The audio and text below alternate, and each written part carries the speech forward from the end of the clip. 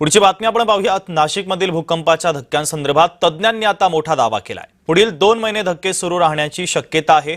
जमिनीखालील दाब सौम्य धक्क्यांमधून बाहेर पडतोय असं तज्ञांनी सांगितलंय। सौम्य धक्क्यांमुळे मोठ्या धक्क्यांचा धोका टळतोय। भूकंप धक्क्यांबाबत तज्ञांनी हा दावा केलेला आहे। तर धक्क्यांचं संकट पूर्णतः टाळण्यासाठी आणखीन महिनाभर प्रतीक्षा करावी लागणार आहे। गेल्या जुलैपासून नाशिकमध्ये 1.6 ते 4.3 रिश्टर स्केल तीव्रतेचे 64 धक्के जाणवलेले आहेत। किरण गोटूर आमचे प्रतिनिधी जोडले जातात त्या बातमीच्या संदर्भातले अधिकचे अपडेट देण्यासाठी। किरण, मागच्या 1 ते 1.5 महिन्यांपासून नाशिक जिल्ह्यामध्ये भूकंपाचे हे धक्के जाणवत आहेत आणि विशेष करून नाशिकच्या ग्रामीण भागामध्ये म्हणजे पेठ, सुरगाणा, दिंडोरी या परिसरामध्ये भूकंपाचे धक्के आतापर्यंत अधिक जाणवलेले आहेत। आणि मागच्या 2 दिवसांपूर्वी नाशिक शहरात देखील हे भूकंपाचे धक्के जाणवल्याने नागरिकांमध्ये एक भीतीचं वातावरण आहे।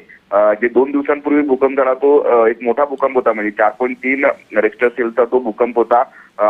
एक अशा पद्धतीची माहिती प्रशासनाने दिलेली आहे। मागच्या 1.5 महिन्यापासून अशा पद्धतीचे भूकंपाचे धक्के जाणवत असल्याने दिल्लीचे एक तज्ञांची टीम देखील हे नाशिकमध्ये दाखल झालेली आहे। सुरगाणा आणि गुजरातच्या बॉर्डरवरती या भूकंपाचा केंद्रबिंदू आहे।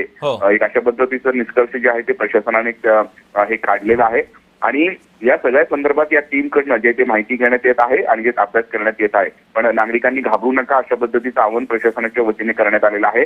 ते सौम्य भूकंपाचे धक्के आहेत असाही एक अंदाज जो आहे तो तज्ञांकडनं हे वर्तवण्यात आलेला आहे। आणि पुढील काही दिवस असे सौम्य पद्धतीचे भूकंप हे आणखीन जाणवतील असंही तज्ञ लोकांचं म्हणणं आहे। त्यामुळे या सगळ्या संदर्भात जी टीम दिल्लीवरनं दाखल झालेली आहे ते या संपूर्ण प्रकरणी जे अभ्यास करतायत आणि त्यानंतर ते नेमकं काय निष्कर्ष काढतात हे बघणं महत्त्वाचं असतं। किरण, तुम्ही आमच्यासोबत असेच जोडलेले राहा, कारण पुढच्या देखील एका महत्त्वाच्या बातमी संदर्भातले अपडेट तुमच्याकडनं